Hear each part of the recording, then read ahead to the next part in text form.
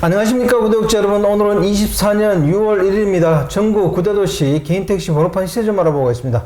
먼저 대표님 본인 소개 좀 해주세요. 예, 안녕하세요. 인천 개인택시 조합 지정업체 갈산상사 이원복입니다. 네, 대표님. 예. 9대도시 개인택시 시세 등락이 좀 있나요? 예, 개인택시 시세가 점차 이제 안정화 추세로 접어들었거든요. 예, 서울부터 말씀드릴게요. 서울은 전주보다 700만 원이 떨어진 1억 1,600에 거래되고 있고요. 부산은 9,400만 원, 대구는 5천만 원, 인천은 전주보다 100만 원 상승한 1억 2,700만 원에 거래되고 있습니다. 광주는 1억 4천만 원, 대전은 1억 1,100만 원, 울산은 9,700만 원, 세종시는 2억 3천만 원, 제주도는 전주보다 500만 원 떨어지는 1억 6천만 원에 거래되고 있습니다. 아니, 대표님. 예. 서울이 700만 원이나 떨어졌네요. 이거 이유가 뭡니까? 예, 서울 같은 경우는 그동안 매물이 굉장히 서울도 부족했거든요. 네네네. 그런데 지금은 매물이 너무 넘쳐가지고 네. 매매 상사뿐만 아니라 일반 매달기집에서도 매물 보유를 안 하는 거예요. 계속 가격이 하락하다 보니까 사시려는 사람보다 팔려는 분이 더 이제 넘쳐나는 거죠. 네. 그렇기 때문에 당분간은 이 추락세를 멈추지 않을 것 같아요. 예. 그러니까 매도하려는 분들이 많아졌다 이런 얘기죠, 그죠? 그렇죠. 사시려는 분보다 팔려고 하시는 분들이 더 많다는 얘기죠. 예. 인천은 또 왜 이렇게 100만 원이 올랐습니까? 인천 같은 경우에는 그동안 매물 마찬가지죠. 공급이 안 되던 게 공급이 원활히 돌아간다는 얘기죠. 네네. 인천 같은 경우에도 이제 안정화권에 접어들은 거죠. 네네. 제가 그 3개월에서 4개월을 내다봤잖아요. 네네네. 거의 그 단계에 온 거예요. 예. 제주도는 또 왜 가격이 저렇게 됐습니까?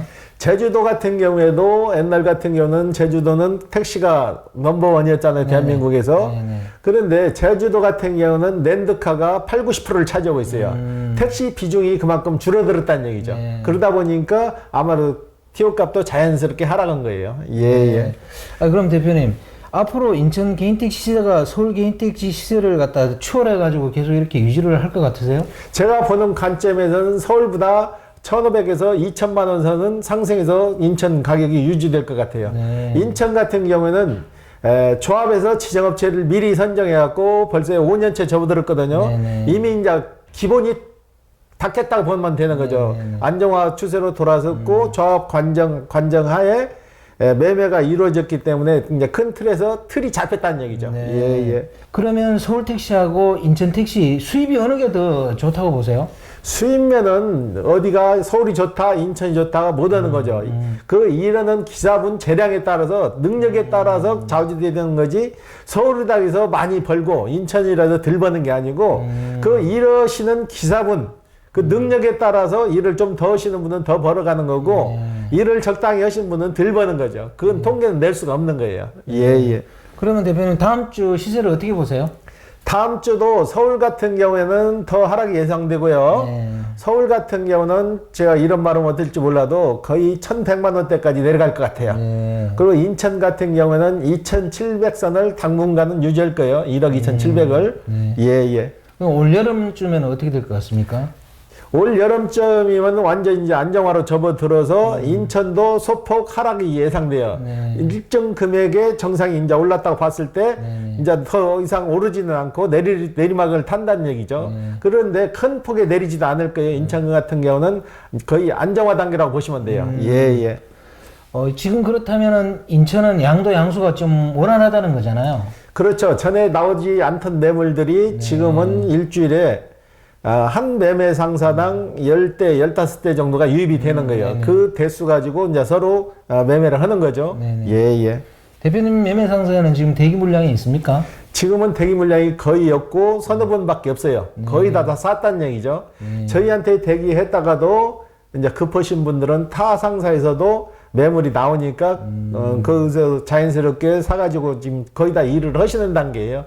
그리고 지금 유입되는 거는 일주일에 보통 화성 쪽에서 교육받는 분 10분 정도, 그 다음에 상주에서 한 15명 정도, 그래서 25명 정도가 교육생이 유입이 되고, 그 다음에 법인 택시 하시는 분, 법인 택시 하시는 분들이 주 단위로 7, 8명 정도. 네. 예, 예. 그분들이 오시는 거예요. 그리고 관공서나 운전직, 법인 운전직으로 종사하시던 분들이 6년 무사고로 해서 오시는 분들. 네. 예, 그렇게 해서 주류가 이루어지는 거죠. 네. 예, 예. 이번 주 거래량하고 저번 주 거래량 비교 한번 해주시죠. 이번 주고 저번 주나 비슷해요. 보통 주에 7대, 8대 정도가 지금은 정상적으로 매매가 되고 있어요. 예, 예. 이번 주 거래건 뭐 특징 같은 게 좀 있던가요? 이번 주 거래도 역시 특징이라는 거는 공무원들, 경찰 공무원들이 준비를 잘해갖고 오신다는 거. 어제도 마무리해드린 분이 있는데 이분은 교통계에 오래 근무하셨어요.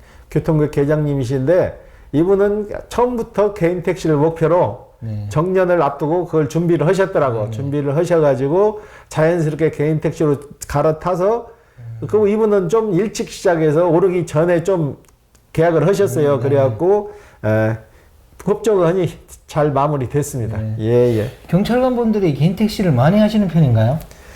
아무래도 경찰관에 경찰 계통에 계신 분들도 특히 또 교통 관련해 이러는 경찰 업무를 봤던 분들은 개인 택시로 쉽게 넘어오시더라고. 그동안 일을 하시면서 많이 접하셨잖아요. 기사분들하고. 그러다 보니까 자연스럽게 유입이 되더라고요. 지금 일주일에 7대, 8대를 판다면 경찰관 출신 분들이 2분 정도는 항상 오세요. 예, 예. 아무래도 업무가 이런 교통 업무를 하다 보니까 개인 택시 그 내막을 잘 아는 거죠, 그죠? 예, 예, 그렇죠. 예. 이번 주 거래건 중에 기억에 남는 건 있으면 얘기 좀 해주십시오. 제가 금방 말씀드렸던 거, 경찰서 교통계장님으로 계시던 분이 미리 준비를 잘 하셔가지고, 이분은 융자 없이 한꺼번에 다 진행을 해서 했는데, 이분이 가지고 계신 차도 저희가 매입을 했어요. 매입을 해서 자가용도 상사 이전했고, 개인 택시로 신차 그랜저로 뽑아가지고 어제 다 마무리를 했어요. 이분은 하시면서 그러더라고. 나이가 63년생인데 제 지인하고 같은 지인이라서 그 소개로 왔는데 그분이 하시면서 아이고 고맙습니다. 앞으로 형님으로 모시겠습니다 하시는데 좀 저도 흡족하더라고요. 예, 예. 네, 영상 보시는 분들이 그런 궁금증이 있나 보더라고요. 아니 퇴직금 받아가지고 생활하면 되지 뭐하러 굳이 힘들게 일을 하려고 하느냐. 그렇게 생각하시는 분들이 꽤 있는 것 같습니다. 거기에 대해 대표님 좀 얘기 좀 한번 해주십시오. 퇴직금이라는 거는 일정 금액이 한정돼 있잖아요. 그리고 퇴직해서 그렇지만 일 안 하고 집에서 놀아야 되는데 뭐를 하고 1년 365일을 진행을 할 거냐고요. 뭔가 내가 이럴 수 있는 소일거리가 있어야 금액을 떠나서 아침에 정상적으로 출근해서 저녁에 집에 들어가야 집에서 대접도 받고 생활이 윤택해지는 거지. 퇴직금 있는 거 그 꽃감 빼먹듯이 쭉쭉 빼먹고 연금 나오는 거 한정돼 있잖아요. 그러면은 노생활이 그래도 풍요롭고 행복하지는 않을 거예요. 그래도 내가 나가서 어디 가서 직장을 갔든 제2의 직업이잖아요. 직업에 대한 자부심을 갖고 일정 금액을 벌고 집에서 내가 퇴직하고도 일정 금액을 벌어가지고 이렇게 가져올 수 있다는 거. 그거 얼마나 좋아요. 그렇다고 퇴직금 해서 그거 받아가지고 쓴다고 하면은 그거 몇 년이나 가겠냐고요. 지금 100세 시대인데 53세, 57세 명퇴해가지고 20년, 30년을 노릴 거냐고요. 그건 아니잖아요. 그렇기 때문에 개인 택시를 더 선호하시는 거예요. 예, 예. 저희 채널이 제2의 직업을 모색하는 차원에서 개인 택시와 화물차를 집중적으로 하잖아요. 예, 예. 다른 직업을 가지면 좋지만 그 직업이라는 게 꼭 돈의 문제만 아니다. 건강을 위해서도 제2의 직업은 꼭 필요하다. 이런 취지로 저희들이 방송하는 거니까, 그죠? 예, 예. 그리고 화물차를 저희한테 며칠 전에 와서 사가신 분이 있어요. 직장 생활을 이분도 30몇 년 하다가 그동안 모은 돈이 4,500만 원 있다고 그 금액에 맞춰서 1톤 차량을 구입해달라고 해서 저희가 계약서를 쓰고 진행하는데 이분도 본인이 그 돈을 모으기 위해서는 가정 생활을 하면서 그 5천만 원이라는 돈을 모으려면 얼마나 힘들었겠냐고. 그분도 얼마나 조심성이 많은지 저희하고 와서 계약하기 전에 차를 산 상태를 다 보고 차를 몇 대를 보시고 계약금을 하는데 계약금을 100만 원을 거시더라고. 그래서 계약금 100만 원을 받고 저희가 진행을 했는데 다음날 아침 일찍 오셔서 오셔가지고 같이 선탑을 해서 시운전을 할 수 있겠냐고 물어보더라고. 그래서 좋다 하자 해가지고 그분이 운전을 해갖고 한 바퀴를 돌고 왔어요. 돌고 와서 이제 그 계약합시다 했는데 계약서를 쓰고 진행을 했는데 이분이 가시다가 다시 되돌아왔어. 친구가 엔진 상태를 확인해야 된다고 또 다시 전화를 한 거예요. 그런데 중고차가 들어오면은 저희가 중고차를 그냥 파는 게 아니에요. 예, 성능 점검이라고 해가지고 저희도 일정 금액을 내고 1급 공업사에서 성능이란 걸 받아요. 차량 사고 유무, 침수 여부, 누유 여부 해갖고 차량 상태를 해서 거의 표시가 돼요. 만약에 성능 받은 내용하고 우리가 고지한 내용하고 틀리게 되면 법적으로 보상을 받을 수 있다고요. 그 전액 다 보상을 받으니까 그 성능 기록부를 믿어야 되는데 이분은 주위 사람 말만 듣고 그걸 못 믿고 계속 그래가지고 결국은 다시 돌아오셔갖고 시운전 다시 하시고 엔진 상태 본다고 그래가지고 카센터로 저희 상사 옆에 바로 카센터가 있거든요. 카센터 가서 차를 들어 올리고 하체 다 확인하고 오케이 하고 가셨어. 그래가지고 시흥시청에 이제 접수가 됐어요. 예. 아주 조심성이 많으신 분이네요. 조심성이 많은 것도 있지만은 자기 어떻게 보면은 30몇 년 동안 일하고 그 적금 들어서 논 전 재산이라는 거예요. 현금 가지고 있는 거. 애들은 다 출가했지만은 이제 그 5천만 원 갖고 제2의 인생을 시작해야 되니까 그 조심성 있을 수밖에 없는 거죠. 예. 대표님이 개인 택시 중고차를 매입해도 그렇게 다 점검하시는 거죠? 그러면요, 성능 맞고 사고 유무 고지하고 저희도 팔죠. 그리고 저희는 전문가다 보니까 저 같은 경우는 또 정비사 자격증도 있잖아요. 엔진 소리만 들어봐도 이 차 상태를 알아요. 알기 때문에 미리 어느 정도는 수리를 하죠. 예. K5 출시 소식이 있더라고요. 그것 좀 전해주십시오. K5가 6월 3일부터 진짜 본 계약이 들어가거든요. 초도 물량이 200대에서 300대 정도가 나올 거예요. 기존 랜드카 2.0 LPI 트렌디 모델인데 신차 가격은 2,435만 원 정도 돼요. 옵션으로는 하이패스 기능이 들어가면은 20만 원 추가되고 SBW 팩이라고 그 옵션이 들어가면 63만 원. SBW 팩이라는 게 뭔지 전자 변속기. 그 다음에 드라이브 와이즈라고 70만 원 정도. 그는 안전장치가 들어가는 거죠. 그 정도 해서 출시가 되면 기본 사양 옵션 빠진 가격이 2,435만 원이고 기본 옵션이 들어가게 되면은 160만 원 정도가 추가되죠. 예. 그러면 이번에 신청은 언제쯤 차를 받아볼 수 있어요? 2월 3일 본계약 들어가는 것부터 1차분이 200대에서 300대 정도는 바로 출시가 되면은 법인 택시 위주로 배당이 되고 남은 거는 개인 택시 돌아가는데 추후에는 월 2,000대씩 생산 계획을 가지고 있더라고요. 그러니까 지금 K5 신청하다고 바로 받아볼 수 있는 건 아니고 거의 한 1년 정도는 봐야 될 거예요. 예, 그러니까 현대차 모델이나 거의 똑같이 생산 계획은 보시면 될 것 같아요. 대표님, 현재 법인 택시나 아니면 개인 택시로 많이 하는 게 소나타 택시잖아요. 이렇게 K5가 출시되면 소나타나 K5 중에 어느 게 더 나을까요? 이제 서로가 이제 장단점은 있는데 내가 보기에는 K5가 더 앞서갈 것 같아요. 왜 그러냐? 일단은 현대차는 중국의 공장에서 OEM 제품에서 들어오잖아요.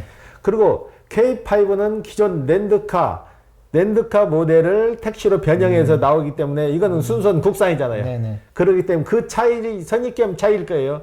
그래서 제가 보는 관점에는 K5가 좀 앞서지 않을까. K5가 그러면 가격은 소나타보다도 더 쌉니까? 아니면 비쌉니까? 거의 비슷하다고 보시면 돼요. 2,400만 원대니까 소나타나 K5나 가격대는 거의 똑같아요. 그러네요. 제가 볼 때 이번에 개인 택시 가격이 서울과 인천이 많이 오른 거는 호재가 많았던 것 같아요. 뭐 양수 요건의 완화라든지 뭐 요금 인상이라든지 이런 게 호재가 돼가지고 이렇게 갑자기 많이 오른 것 같은데 대표님 거기에 대해서 어떻게 생각하세요? 당연하죠. 호재도 있고 부재도 없어지고 요금도 오르고 그러기 때문에 자연스럽게 오르는 현상이라고 봐요. 어제도 72세 드신 분이 개인 택시를 다시 사가지고 하는데 이분은 개인 택시를 10몇 년 동안 운영하시다가 건강이 좀 안 좋으셔가지고 개인 택시를 파신 분이 있어요. 파시고 법인 택시 좀 몸이 괜찮아지니까 3, 4개월 쉬었다가 다시 법인 택시를 2년간 하신 분이 있어요. 네네. 그분이 어제 와서 계약을 했는데 그분 같은 경우에도 그래요. 그래도 회사 법인 택시 해서 법인 택시 같은 경우는 하루차를 타게 되면 거의 20만 원 돈 이상을 입금을 시키는 것 같더라고요. 네. 법인 택시 20만 원 입금 시켜줄 것 같으면 개인 택시 해서 돌아가면서도 20만 원을 벌 수 있겠다 이거예요. 그래서 법인 택시에서 얼마씩이나 메달을 찍어요. 그렇다면 어제 거 찍은 거 메달을 보여주는데 한 35만 원 정도를 찍었더라고요. 그러니까 그분 계산은 그런 거예요.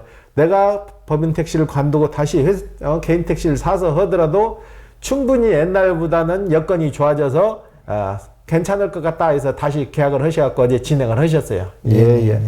대표님, 이제 마지막으로 내년쯤 이제 개인 택시를 양수해서 개인 택시를 하려는 분들에게 조언 좀 해주십시오. 개인 택시는 일단 시작하기 쉽게 되면은 목돈이 큰 돈이 들어가잖아요.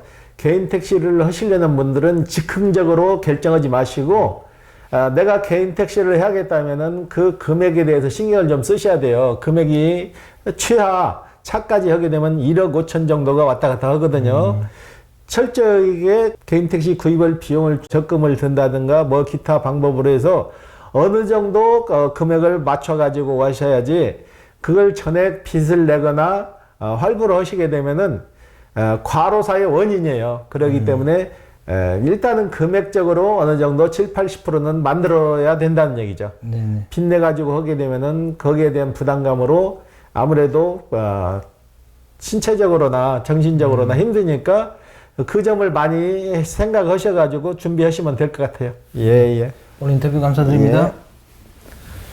구독자 여러분, 오늘은 24년 6월 1일입니다. 서울 개인택시 시세가 한 700만 원 정도 떨어지고 인천 개인택시 시세는 100만 원 정도 올랐네요. 이제는 서울과 인천도 어느 정도 안정권으로 들어가는 것 같습니다. 그리고 저희 채널은 제2의 직업을 모색하기 위해서 개인택시와 화물 이쪽으로 특화돼서 이렇게 정보를 제공하는 채널입니다.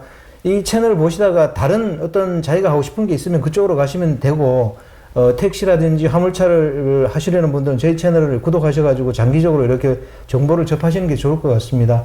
이게 제2의 직업을 갖는다는 게 쉬운 문제가 아니기 때문에 어떤 식으로든지 그 정보를 접할 수 있는 채널은 가지고 있어야 된다고 저는 생각합니다. 이건 돈의 문제가 아니고 삶의 질이라든지 정신적 건강을 위해서도 꼭 필요하기 때문에 퇴직을 앞두신 분들은 제2 직업을 신중하게 선택해야 된다고 생각합니다. 자, 호화제는 다음 주에 또 다른 주제로 구독자 여러분 찾아뵙겠습니다. 안녕히 계십시오. 호호아제였습니다.